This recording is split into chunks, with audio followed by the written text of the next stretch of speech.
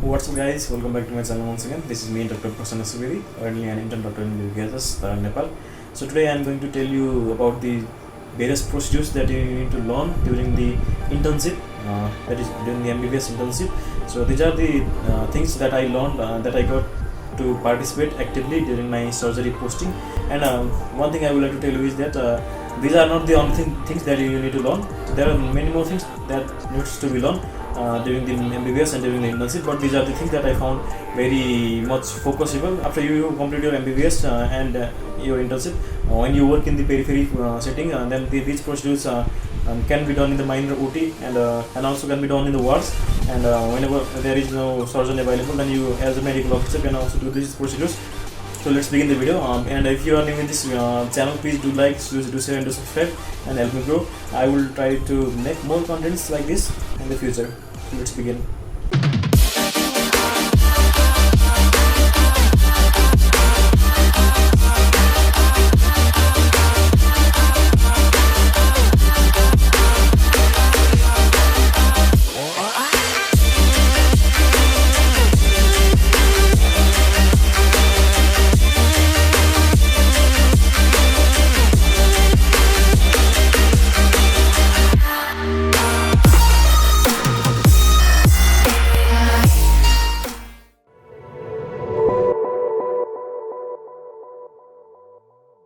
So let's begin with number one, that is wound debridement. So inside the wound debridement, we have two main content. That is, the first one is debridement of the necrotizing fasciitis, and the second one is debridement of the diabetic foot. So in your periphery setting or in medical colleges, you see lots of patients presenting with these kind of symptoms.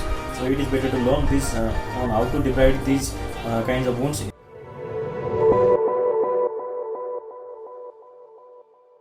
Incision and drainage. So it is one of the most important procedures that you need to learn during your medical internship.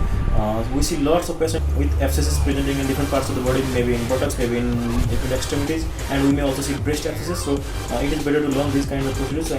So most of these abscesses can be incised and drained under local anesthesia.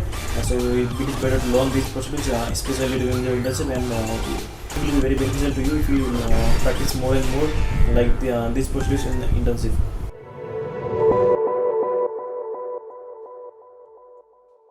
So the second one is excision of the various kinds of swelling that are present in the body when the patient is present. Some of these swellings are, number one, that is lipoma. It is a benign tumor of fat cells. So number two, it is fibroadenoma of breast. Number three, it can be ganglion cyst. Number four, it can be sebaceous cyst.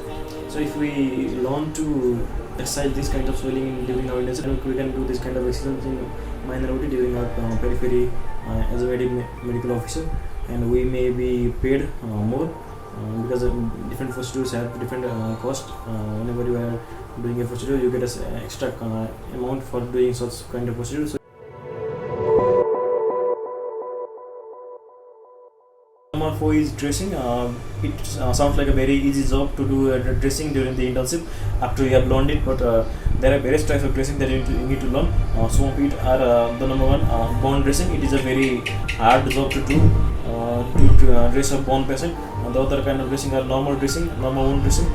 The other one is the butterfly dressing that we usually do in patients who have various kinds of tubes attached to them, like who has a pictal catheter attached to him or other kinds of tubes. The other kind of dressing that you need to learn is dressing of this wound like diabetic foot, necrotic foot after the debridement. And the last one, and the very useful kind of dressing that we usually do in patients with cellulitis and this kind of swelling is magnesium sulfate dressing. So it is very useful to learn this kind of dressing. Number five, it is about sutures. You need to learn how to do any kind of suture. So there are various types of suturing that we learn during internship on different procedures, on different wounds, and on different cut injuries.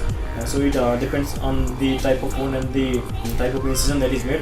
You might have learned a lot of theory about the suturing and the different types of suture that are used, absorbable suture, non-absorbable suture. So it is very needful to learn by hands on how to do those suturing. This can be done during your surgery posting and emergency posting, and also can be done during your ops gynae posting.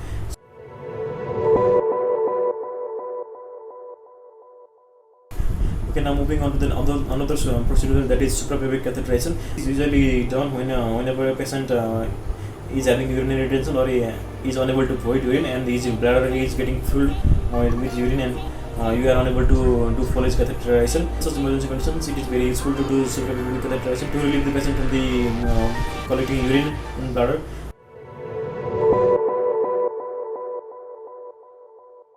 Now almost all of these procedures requires local anesthesia, so you need to learn on how to inject the local anesthesia on these procedures before doing any kind of excision or debridement or incision. So it is better to learn on how to give the anesthesia. The best types of blocks are there, ring block, ankle block are there. So guys, this is what you can learn during your surgery posting in your MBBS internship.